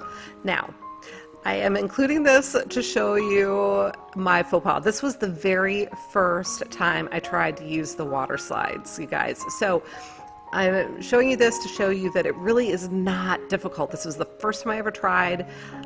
Definitely had some operator error here though, right? So one thing I will say, because this is a clear decal paper, it's translucent, so you can kind of see through my letters there. So if you want something that's nice and solid, you would definitely want to go for a white paper. But if you like the look of having it be translucent, then this is definitely it. I will say that you can see on the clear glass some of the clear material around the words. So just keep that in mind. Now, being that it was my first time doing this, I wasn't thinking about the fact that I probably shouldn't be using the same cloth that I used to clean the glass with rubbing alcohol. It was starting to break down my picture. So don't use rubbing alcohol on the actual image. Probably should have occurred to me before I started this project. Again, operator error. So the other thing I realized was that I left my little ghosts in the water way too long. 30 to 60 seconds is all you need. They were probably in there for a couple of minutes. And as a result, they started to separate from the backing paper and they started folding over on themselves. Total operator error. I messed this up. Had I just waited until I was ready to use them and dropped them in the water for the 30 seconds, I would have been okay. Now, I finally gave up on it. I couldn't get them unfolded. This is definitely a fail, but I wanted to leave it in to show you how it would work on a regular glass. So it definitely works. Just do as I say, not as I do. But so then I went ahead and moved on. This was my second attempt, and this one came out so sweet. I love it. I think it looks store-bought. You know, not to toot my own horn. I was so impressed with how this decal worked. So this is just a little ceramic sign from the Dollar Tree. I cleaned it up, used rubbing alcohol. Now I'm using a clean paper towel to dab out all of the water after I had slid it on the way that you've seen me do on the other projects. And just very gently sweeping the water out from under it. Now, keep in mind again, this is sped up 3 times. I am being very gentle here. You can this is how gentle I was being, because this is real time now. But look at how nice that came out. And you don't really notice the clear material around the outside of the image on the white background. So, really, really like this a lot. I'm coming in with some of my Dollar Tree ribbon because I decided it just needed a little bit something extra. And I've got my grass skirt again, and I'm just tying a few strands of that in with my ribbon to create a cute little, I can't really call it a bow, it's a knot, but it's going to serve as my little bow. I'm just going to trim everything down and get it looking the way I wanted it. And then once I did have it all trimmed down here, I'm still trimming away, I decided it needed a little bit something more. I wanted more of that raffia. I'm still calling it raffia, you guys. I don't know if that's what it is or not. But so I cut down a few extra strands. I literally just twisted it there. I did not create another knot. And this was after playing with it a lot. I was trying to tie it with my little knot. It wasn't working out, right? So I messed with it for a while. It finally settled on twisting it and just gluing it down and then adding my little knot / bow. And there you have it.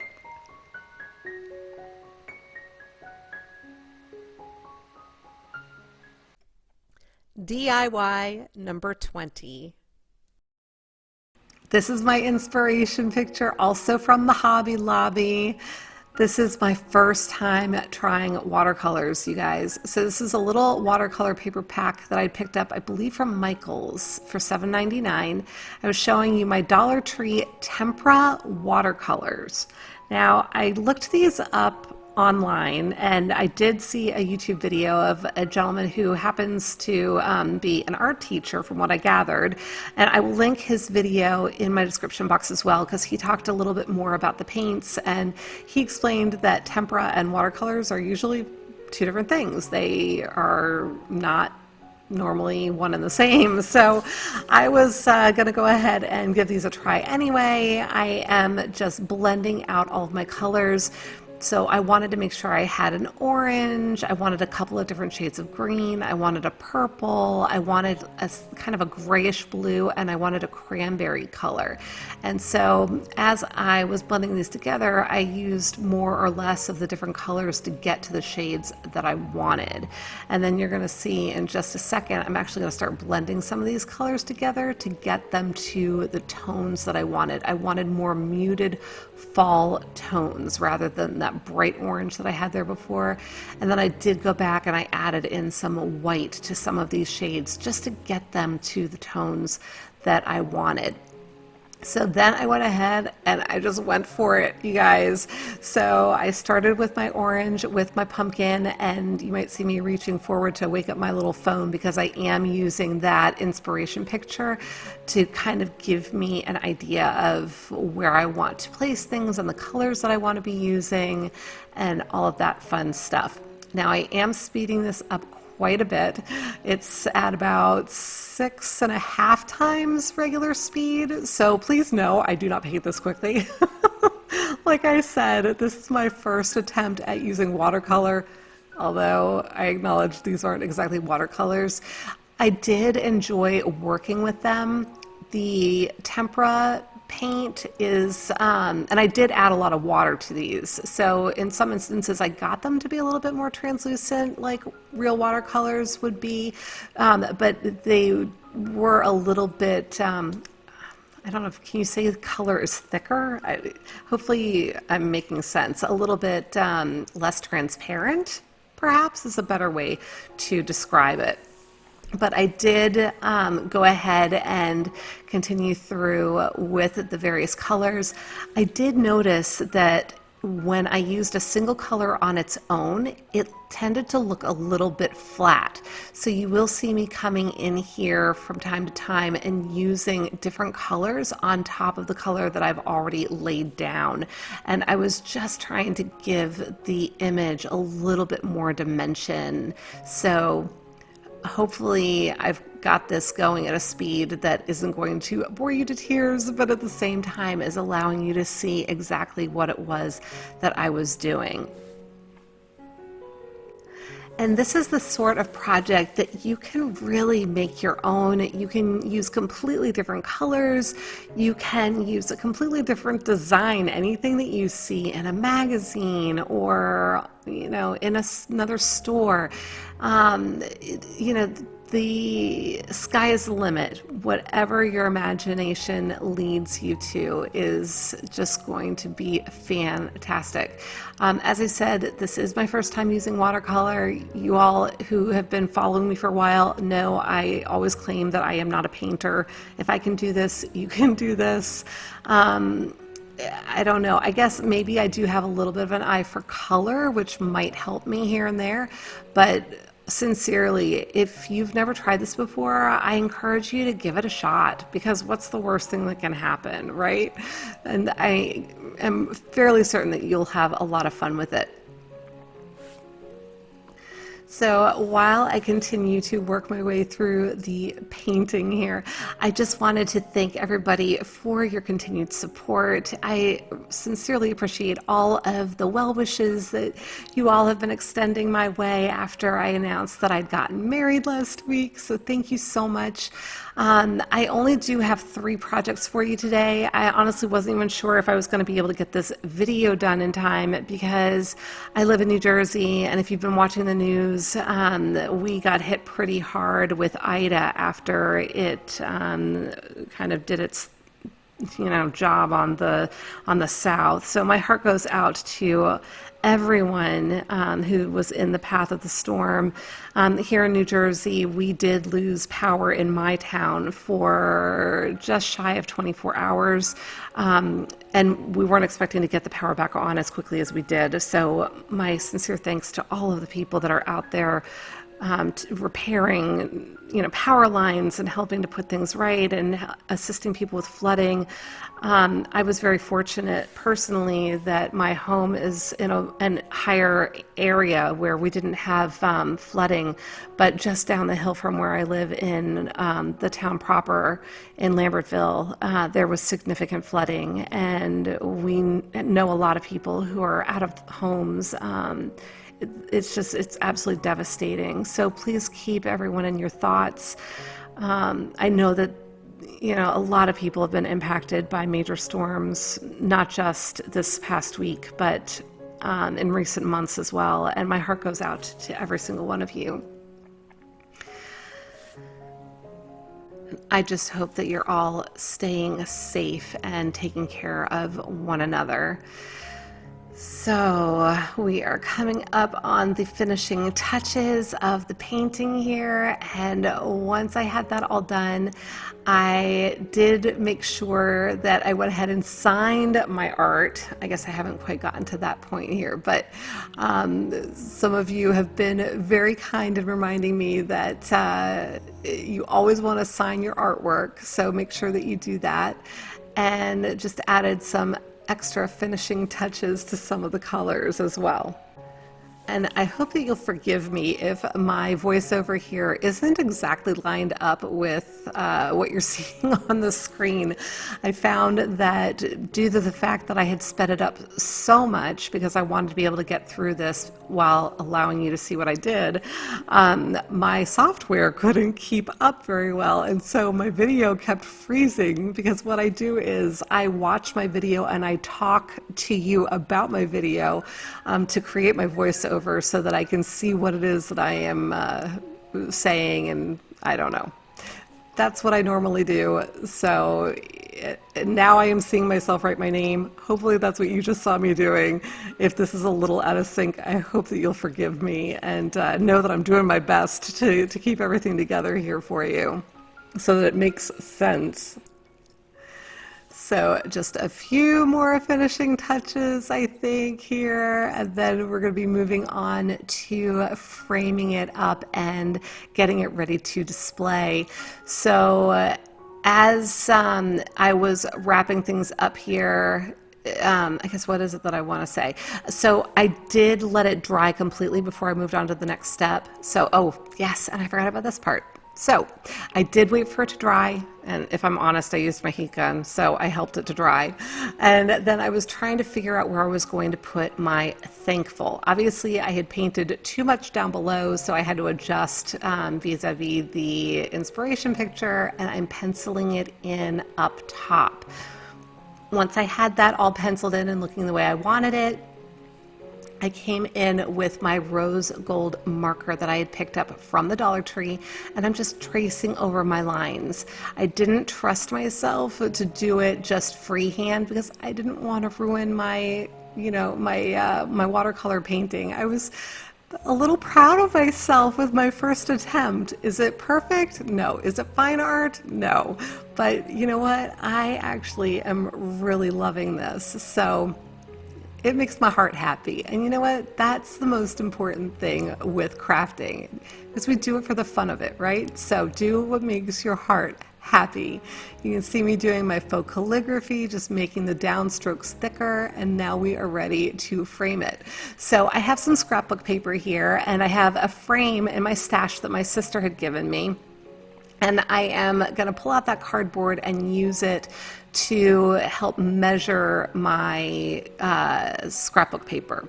Now, it was a little short on the sides, so I'm just using that extra piece. I'm going to trim it down to the same height as the other piece, and then I'm just going to split it in half so that I can use a little strip of it on either side, because I want it to be symmetric, just in case you can see that it's not one solid piece. But quite honestly, I thought it ended up blending quite well.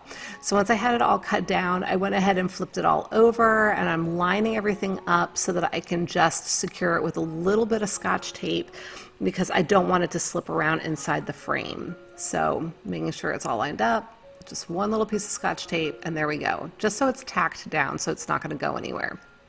And then I'm going to go ahead and center my little piece of art.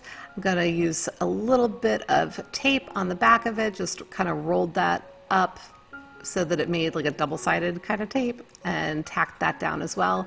Pop it into my frame, and that's it. So easy to make it look really pretty when it's all done. And there it is. And I'm admiring it there for a second. I love this. Oh, makes my heart happy. Let me know what you think in the comments.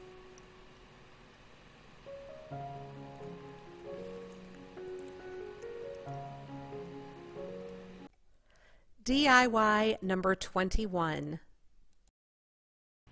So I have this from my sweet subscriber Rose, and I am just going to use my spackle here to fill in a couple of the holes that were left from, it was like a little metal plate that was on it. And so this goes on pink and it dries white, so you know when it's dry. I think I picked it up from Lowe's or Home Depot. I honestly don't remember where I got it. I don't think it was Dollar Tree, although they do sell spackle. And then I'm measuring it. This was 4 inches by 5 inches, and I just needed the dimensions for creating my design, which I did on in my Cricut design studio. You could also use Canva, which is free, whatever you want to do. So now I'm giving it a coat of paint with my plaster chalk paint, and of course I have to do the back also because it's going to be standing up on my tiered tray.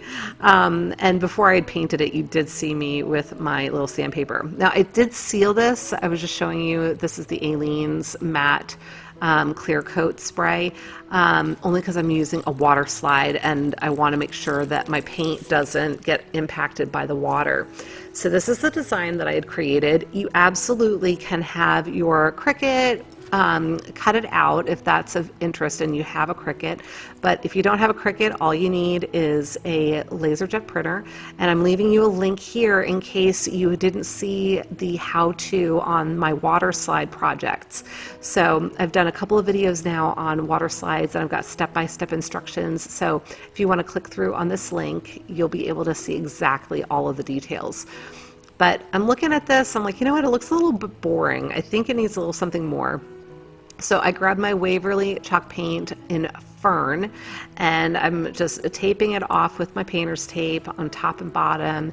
And then I had every intention, once I had the top stripe done and the top side, you'll see in a second I do the side, and then the same thing with the bottom. My intention was let it dry, take the tape off, let it dry, and then put the tape back down and do the other sides. But as I peeled off the tape here, I started looking at it and I started questioning whether I wanted to do the sides. So I put my decal back on here and I'm like, you know what? I kind of like it just like that. And so I thought about it a little bit more and I decided, you know what? I am just going to leave it like that because I think I like it like that. So put my paint away and I moved on. So now I've got my water there. You can see my little decal curling up in the water. It needs to stay in the water for 30 to 60 seconds. And once it is good to go, you can transfer it over onto your project. So I'm going to take a little bit of water and I'm going to dab water on my project just to also help with the gliding, because that way you can kind of slide it around and get it exactly where you want it. So once it's good to go, and remember I've sped this up about 3 times, so that's why it didn't seem like I left it in there for 30 seconds. But you just slide the backing out from under it. Of course, I was moving a little too fast and not paying attention, and the top of my H kind of got caught there and curled under itself. But not to fear, I have a fix for that a little bit later because I did end up damaging it a little bit. But you can see that it does slide around on your surface, so you can get it lined up, get it exactly where you want it, and then I'm just using my paper towel to gently squeegee all of the water out of it. So here I am coming with my Arteza chalk, or this might have been my chalk marker. I can't remember if it was the chalk or the acrylic. I'm not sure, but the little marker did the trick. So then I did have some spots where I had been pulling a little bit too hard on my decal to kind of stretch it a little bit to get it smoothed out, and I ended up cracking the image again. This is operator error, you guys. So I had another Arteza paint marker. I think the other one was acrylic because I think this one was chalk paint, and I was impressed with how close the color was. So I went ahead, when it was wet, it was exactly the right color, but then as it dried, it got a little bit darker, so I decided to just go ahead and fill in all of the letters, and I just left a little bit of a border of that original decal, just because I wanted to make sure that it all looked uniform. So once I got that all filled in and looking nice and pretty, that was it, you guys. So, oh, hello, fall. I think this is so cute.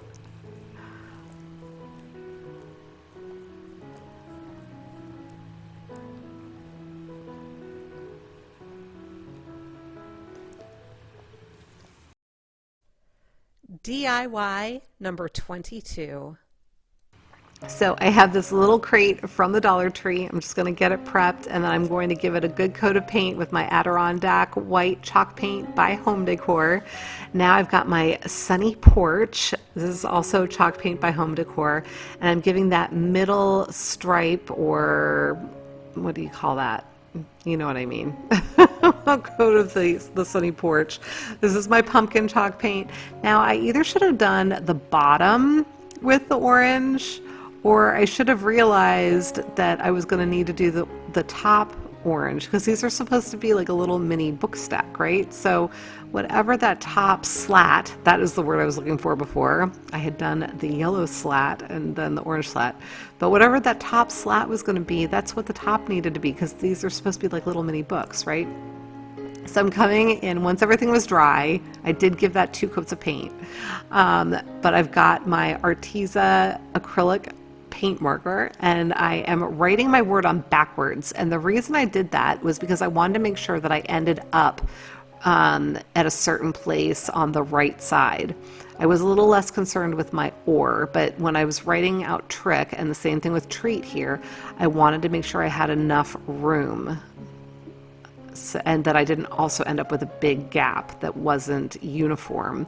So I just wrote my words backwards. So neat little trick there if you ever need help with your spacing. And when you use your Arteza paint markers, if you use the alternate tip, make sure you remember to flip it back around so you don't squish it when you put the lid on. I'm famous for doing that. So here I have this little pick that I picked up from the Hobby Lobby several years ago. It's been in my stash. I cut down the wire. I apologize for being off frame here, you guys. I tried to adjust my camera to get closer to my projects for you, and I'm not used to to where I need to stay. So I had trimmed off that wire, and then I tucked it down underneath that fatter part of the pick just to give it a nice clean edge. Now I'm using my Dollar Tree green gingham ribbon.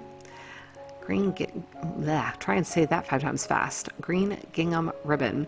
And I am tying that around our little book stack and also securing the pick with it, and just making sure that my knot is nice and tight. And then I'm going to come in with some more ribbon. I just did 3 loops on either side to create a little bow. And then, you know what, I don't know what I was thinking, because I did this the hardest possible way. I am sure that when you do this, you will be able to do it in a way that is much easier. At first I thought I was going to be able to just use my little tails that were already there, flip them under. I normally have a neat trick with this, but the fact that I'd already tied a knot in it that was attached to the box, it wasn't giving me the play that I needed for this to work properly. So I took that last little piece of ribbon that I still had, and I fashioned a little piece to go around the middle of the ribbon to make it look like a neat little bow. So, like I said, you know what, in hindsight, I should have just done that around the ribbon itself and then glued the whole thing, or, you know, around the loopy ribbon bow thing. to create that center and then just glue the whole thing down. But you know what? I guess I just needed an extra challenge this night. So I'm just coming in with some extra glue to make sure that my pick is secure. And then that's it, you guys. I'm loving this one too.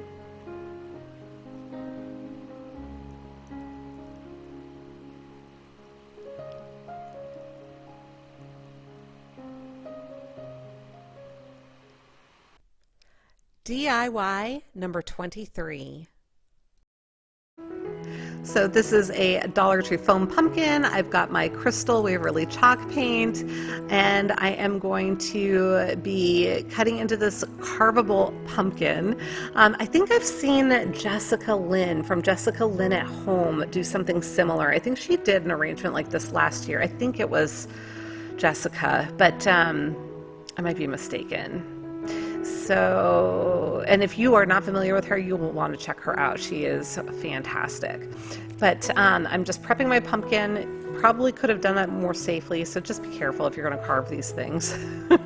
Giving it 2 good coats of my crystal chalk paint and getting it all set. Once it's dry, I've got my Dollar Tree picks that I'm going to use, as well as a pool noodle, and I'm just going to cut off a little section of the pool noodle to use as floral foam. It is denser than floral foam. It's a little harder to work with, but it's definitely doable and more economical because you get a lot more of it for $1. So using a whole bunch of hot glue, I'm going to secure that down into the bottom of my pumpkin shell, and now I'm going to come in with my picks. And if you've watched my channel for any amount of time, you know I love to cut apart my picks. I just find that it's easier to work with them, and I can kind of get them to do more of what I want if I'm working with them in smaller pieces.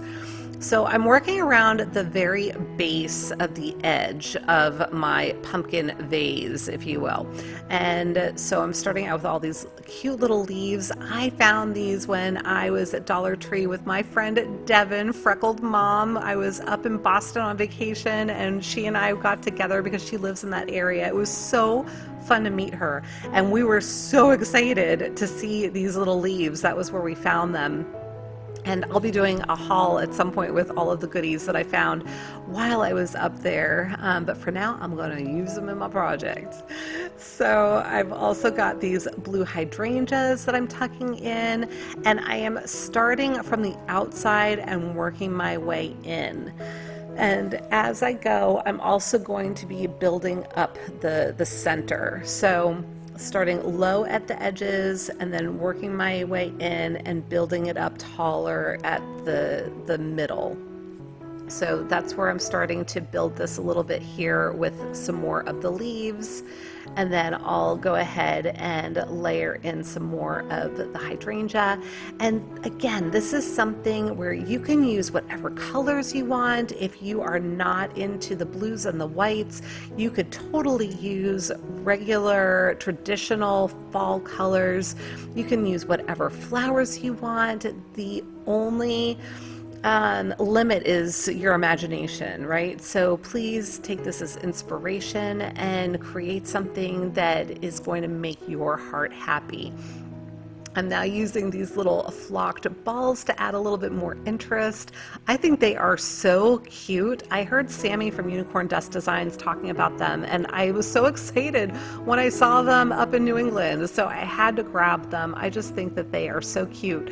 And I think the tag said flocked balls. I don't know if that's the technical term for them. I don't know what exactly they are supposed to be, but I think they are super fun and super cute. And so I decided to pop them in here and go with it. And you'll notice that the greenery on the stems, I do slide that up. I like to keep a lot of the leaves and the greenery on at times, just to kind of give it a little bit more fullness and just a little bit more dimension. So I'll just slide those up a little bit to help the arrangement.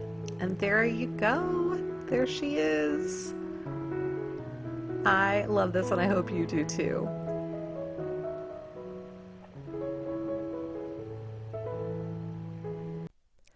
DIY number 24. So I have a couple of paper towel holders from the Dollar Tree. I have a glass vase or candle holder. I think they tend to be interchangeable. We're going to use it as a candle holder today. And I just popped off the bottoms of those wreath form, or not wreath forms, my goodness, the bottoms of the paper towel holders. And you can see I'm just making sure that they go down over my glass candle holder. I'm measuring the height of this, which was about 9 inches. So I'm gonna, yeah, I'm showing you it's 9 inches. It's also for my benefit because I tend to forget things like that when I'm doing my voiceovers. But I am measuring the circumference of my little, what will be my frame. And I'm going to cut down my lampshade paper. If you saw last week's video, you know that I created a Pearson cut lampshade, and this is going to be a similar project. I'm just measuring it all off. It's going to be a perfect rectangle, basically, because my top and my bottom are going to be the same radius. So it's almost like a cylinder shape that we're creating here. So I'm cutting this down. I'm just matching up my ends, making sure that it's looking all even, and it does. So I'm going to go ahead and move on to my next step. So I'm taking a piece of parchment paper. You could use printer paper, whatever you want to use. I'm just measuring off where my edges are so I know how large my image can be. Now, I'm going to hand draw an image that I want to put on my little candle cover, if you will. And you don't have to hand draw something. You could create something on your computer and print it off. You could do something on Canva. You could find something in a coloring book that you could use. So use your imagination, and whatever image you come up with, you can certainly use that. I've been known to take images off of bedspreads, so just kind of traced the flower print, you know, and used that if I wanted to match the decor in a particular room. So as I am doing this, you'll notice I am making sure that I am creating broken lines, and that is for when we go to cut this out. You don't want any of your lines to be connected more than at 3 points. Hopefully that makes sense, because if you think about it, like with a stencil, you need to make sure that your image remains intact. You don't want to end up with holes in this. So I'm going to be going through this a little bit faster than I did last week, but if you want a little bit more step-by-step detail, feel free to check out my video from last week where I did the lampshade with the sailboat, and I will leave a link in my description box for that video so you can find it easily.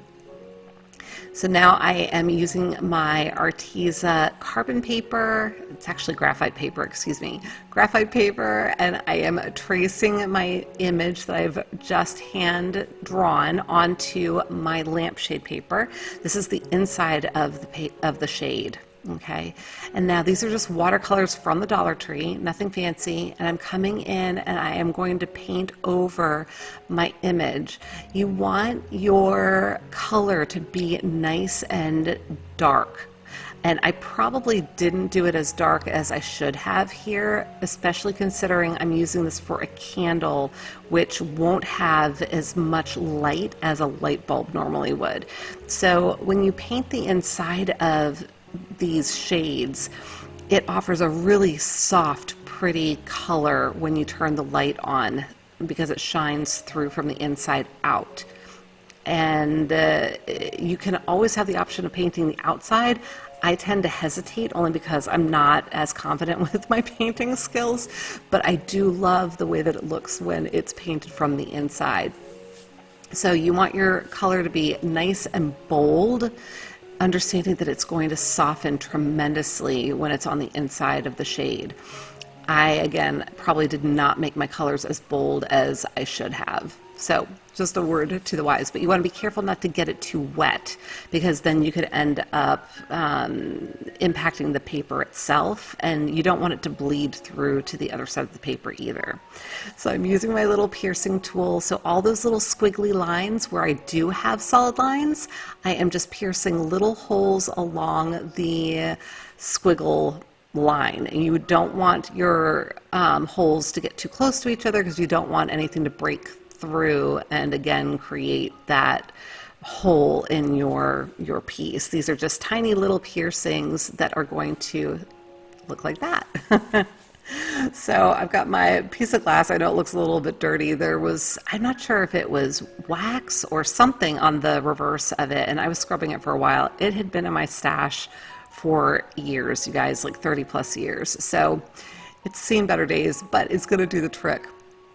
Now, last week I did use my cutting mat when I cut the shade, and I was wishing that I had been using my piece of glass. I find it much easier to cut things like this on the glass. It probably does a job on my blade, probably doesn't keep it as sharp, but it works really, really well because it just kind of glides and your knife doesn't get stuck in the cutting mat. So I'm now back with my little piercing tool, and I'm using that to go in where I've cut with my craft knife, and I'm just molding the little pieces. So sticking it in there and rubbing it back and forth to lift the slits apart a little bit. And then I'll also use my fingers on some of the rounded curved edges. You can see there, like with the stems and the leaves, I'm using my fingers to mold that a little bit in. You don't want to create any creases or folds, but you do want soft, gentle roundness molded into your shapes. So once I have all of that taken care of, here I'm going to show you where I do the leaves again. So I usually do the straight lines first, and then the pieces that are going to roll into the inside of the shade, I do those after. So you can see here with the little stem, I'm doing the straight edges, and then I'm going to roll that stem in. So now once I have all of that done, I am going to line it. This is a heavy tracing paper, and I got it from my friend Colby at the Lamp Shop. They're located in Concord, New Hampshire, and they just took really good care of me with all the supplies that I needed. Highly recommend them. I'll leave a link for their little shop, their website, in my description box as well, in case you're interested in checking them out. So I've used my glue, and I did leave a little bit of room with my lining because I don't want to crush my image there, so it will not lay completely flat to your image. Just keep that in mind when you do this. And then once my glue was sufficiently dried, I went ahead and trimmed off the rest of the lining paper all the way around my shade so we don't have any of that hanging over. And now I'm going to go ahead and apply it to my frames. So I'm using just regular old clothespins from the Dollar Tree, and I'm going to hook my little shade onto here. So I'm going to get it all the way on just with the clothespins. So that's going to allow me to manipulate it until I have it exactly how I want it, top and bottom, before I start gluing it. So once I have the top done, I've flipped it over here, and you can see I am now doing the bottom. And I tend to start in the middle and work my way out to the edges. I just find that it gives me a little bit more control over what's happening and keeping it as tight against the frame as possible. So once I have that all hooked together and made sure that it's all nice and tight, I'm going to grab my glue and I'm going to seal up the seam here. Now this is the way you should do it, right? So if you watched last week's video, you will recall that I was trying to remember how to do all this because it's been like 35 years since I made a lampshade until last week. So it's all coming back to me now. And once I have that all set and my seam is done, I'm coming in with my glue and I am adding glue to my frame right between where the frame and the paper meet, almost like if you were caulking a bathtub. So where the tile and the tub meet, you know, you've got that little area to caulk. So doing that with the glue.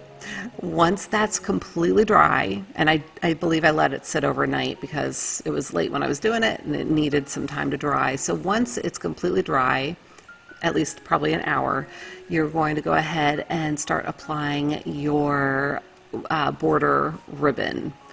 So more details on that in last week's video.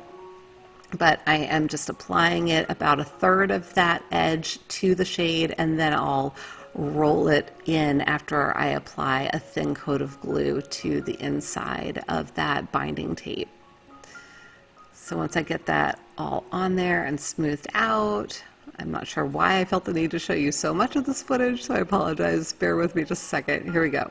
Just rolling it all over and tucking it inside the shade. And then I'm going to do the same thing on the bottom. So I'll just flip it over and I will do the exact same thing. And I'm not going to put you through all of that. We're going to move on in about 2 seconds here. So once I've got that done, just trim it off real close, making sure that it matches up. I do put a little bit of glue on the edge of the ribbon so that it doesn't fray.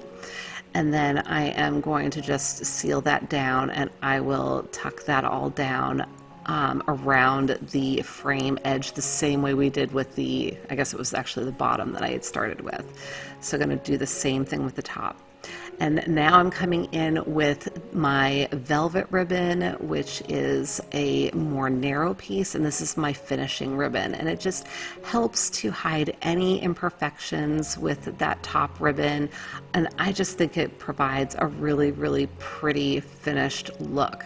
So just going to wrap that all the way around on the top and the bottom and trim it off as close as possible. And because it is velvet, it does help to kind of create a seal, if you will. Not a seal, but it matches up with the other end really pretty nicely, and it's kind of hard to see the seam if you cut it properly.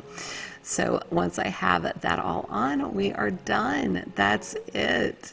We can go ahead and add our candle and see how the light shines.